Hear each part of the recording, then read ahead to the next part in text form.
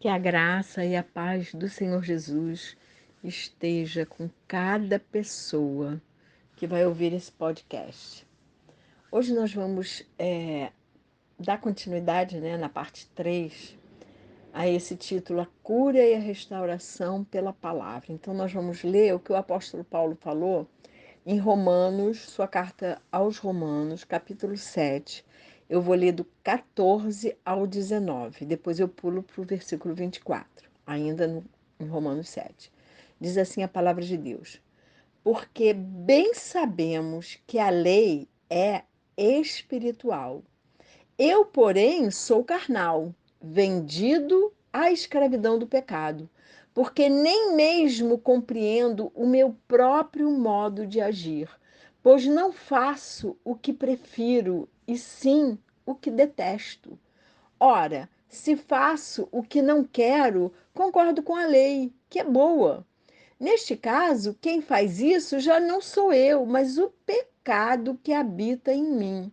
Porque eu sei que em mim, isto é, na minha carne, não habita bem nenhum, pois o querer, o bem estar em mim, mas não o realizá-lo. Porque não faço o bem que eu quero, mas o mal que não quero, esse faço. E aí no 24 ele completa: Miserável homem que sou, quem me livrará do corpo dessa morte? Ou seja, ele estava dizendo que querer o bem estava nele, mas o realizar estava muito difícil. Muitas vezes é muito difícil realizar o bem que a gente quer fazer. Paulo era pecador, como cada um de nós. A lei era contrária a ele e, porém, realmente santa e justa. O que é santo e justo? Necessariamente bom, né? O que é bom, o que é justo é bom. Paulo procura explicar a relação do pecador à lei, frisando claramente a necessidade de um Salvador, a necessidade de um Espírito Santo que só Ele pode nos convencer e nos capacitar a fazermos o que a gente quer, a realizar o que a gente quer. Porque é isso que o Paulo disse. O querer o bem, eu quero, mas o realizar eu não consigo. Foi a lei em si mesma que matou Paulo? Não.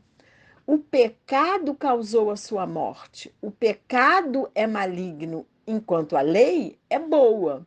A lei é espiritual, mas o homem pecador é carnal. A lei reflete o caráter de Deus, porque foi o próprio Deus que ditou lá para Moisés e Moisés escreveu. A gente fala lei de Moisés, mas foi a lei de Deus. E ela é também benéfica para todo ser humano, que foram criados à imagem e semelhança de Deus, que é bom o tempo todo. Então, Paulo afirmou que foi o pecado dentro dele que se tornou a causa de sua morte espiritual, ao levá-lo a quebrar o bom mandamento de Deus, a boa e perfeita lei de Deus. Há uma batalha na vida do cristão, em que este peca e não faz tudo o que quer para agradar a Deus. Paulo não fala somente de batalha, fala da escravidão, do domínio do pecado, do fracasso sobre nós. Mesmo o homem que quer fazer o bem não tem força suficiente para vencer o pecado e guardar a lei. Lá no próprio livro de Romanos, capítulo 3, versículo 10, diz assim: Não há justo, nenhum sequer. O homem que procura se justificar pelos atos de mérito será vencido pelo pecado e consumido pela morte. Esse profundo conflito é inerente à vida do cristão, pois Cristo habita nos crentes, assim como ainda habita neles o pecado. Então há uma guerra interna o tempo todo.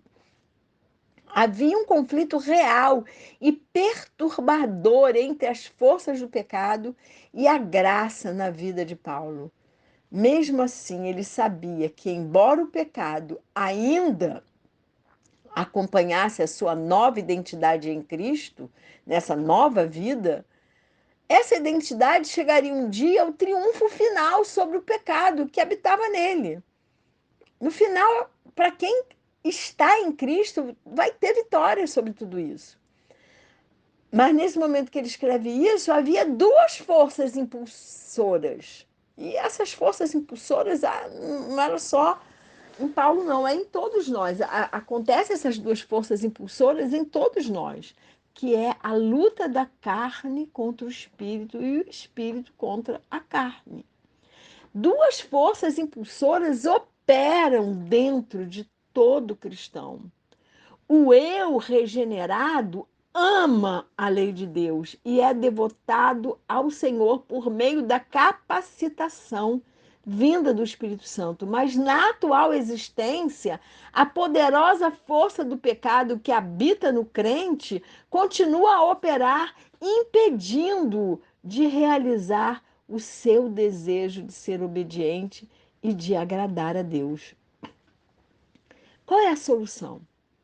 O entendimento do problema do pecado que Paulo conseguiu pela lei leva o pecador ao grito desesperado, desventurado, como eu li ali no versículo 24, né?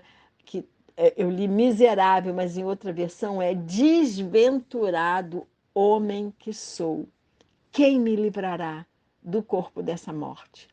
A pergunta era apenas retórica, porque ele sabia que a libertação total do pecado vem por meio de Cristo. Mas no momento ele tinha que suportar a amarga experiência de ser incapaz de alcançar a perfeição que ele mesmo desejava para ele e que Deus deseja para cada um de nós. Porque a lei que exigia a perfeição era incapaz de induzi-lo a ela, a essa perfeição. Só o Espírito Santo pode operar isso em nós. O desejo de Paulo não era ficar livre do corpo, como se a existência material em si mesma fosse maligna. Não, não era exatamente isso.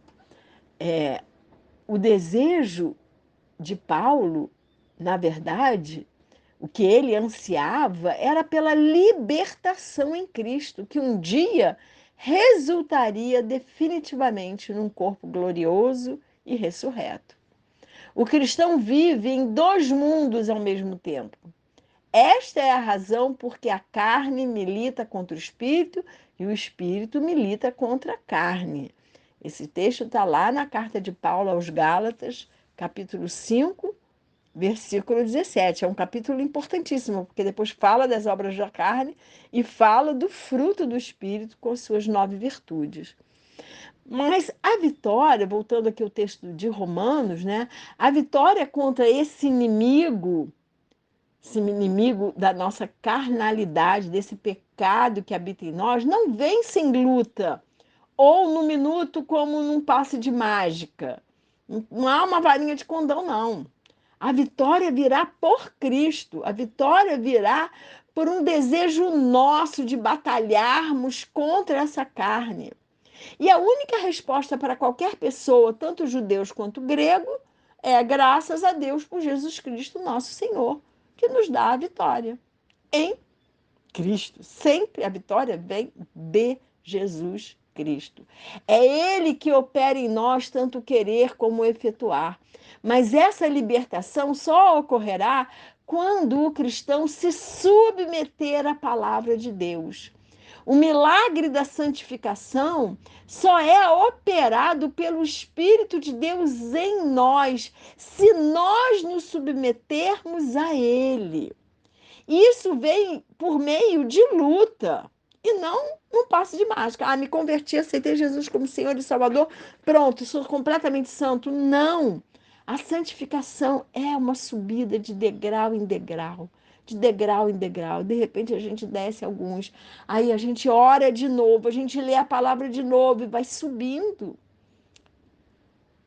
É luta, mas a certeza de que o Espírito Santo é quem vai à nossa frente, nos capacitando, isso nos dá a certeza dessa vitória. E essa certeza já é por si só curadora. Nós podemos nos curar pela palavra de Deus.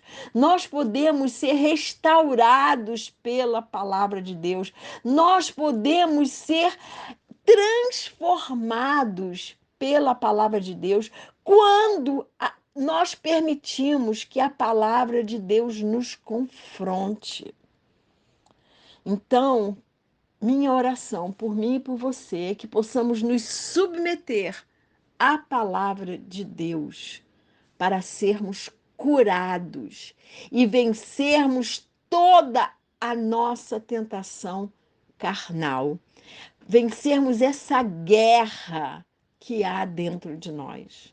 Minha oração por mim e por você é que o Espírito Santo nos ensine e nos capacite a vencer a nossa carnalidade, sendo fortalecidos pelo Senhor Jesus. E que o Senhor nos abençoe e nos guarde, que o Senhor faça resplandecer o seu rosto sobre nós e que o Senhor tenha misericórdia de nós, que sobre nós o Senhor levante o seu rosto e nos dê a paz.